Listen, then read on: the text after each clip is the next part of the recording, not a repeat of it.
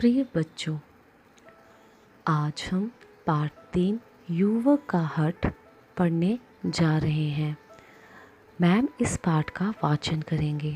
कृपया ध्यान से सुने ताकि आप इन शब्दों का वाचन और उच्चारण सही कर पाएं। तो चलिए पढ़ते हैं यह पाठ। युवक का हठ। उन दिनों भारत पर अंग्रेज़ों का राज्य था।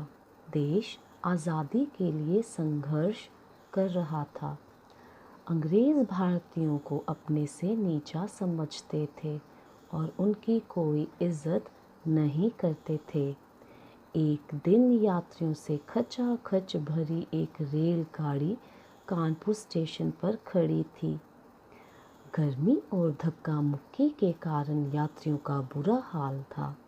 लोग रेलगाड़ी की छत पर भी सवार थे। उसी समय खादी का कुर्ता पहने एक नवयुवक वहां आया।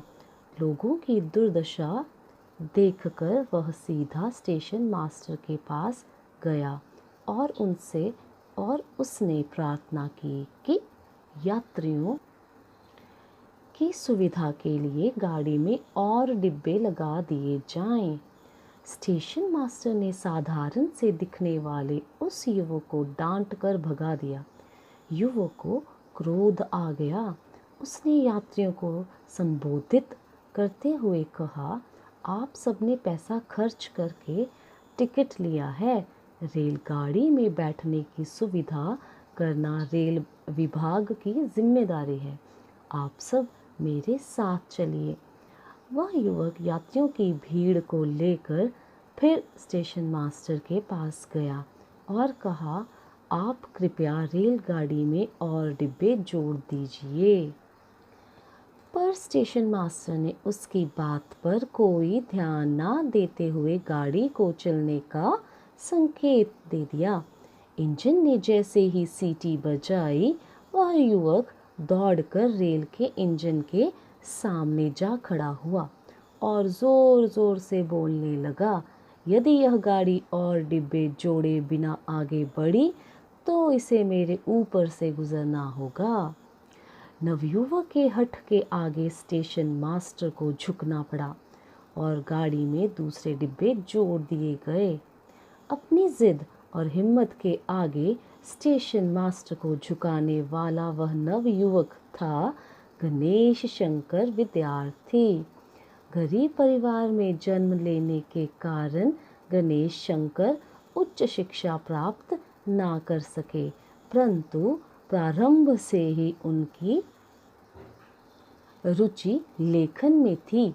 बड़े बड़े विद्वान भी उनकी लेखनी का लोहा मानते थे। गणेश शंकर गरीबों के हमदर्द थे और तन मन से उनकी सहायता करते थे। उन्होंने कानपुर में प्रताप नामक अखबार निकाला।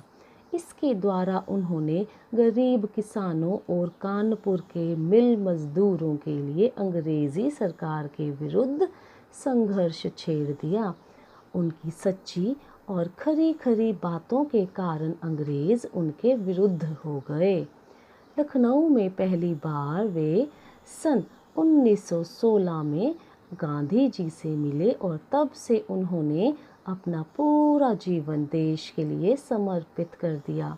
उन्हें कई बार जेल जाना पड़ा, लेकिन वे राष्ट्रीय आंदोलन में सक्रिय रूप से भाग लेते रहे। सन 1930 में उन्होंने उत्तर प्रदेश में सत्याग्रह आंदोलन का नेतृत्व किया। वे सांप्रदायिकता के कट्टर विरोधी थे। वे हमेशा सांप्रदायिकता के खिलाफ लड़ते रहते।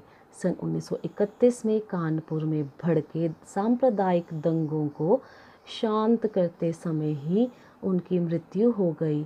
उनकी मृत्यु पर गांधी जी ने कहा था, काश मुझे भी ऐसी मौत नसीब होती। ऐसे देशभक्त पर सारे देश को गर्व है। तो प्रिय बच्चों,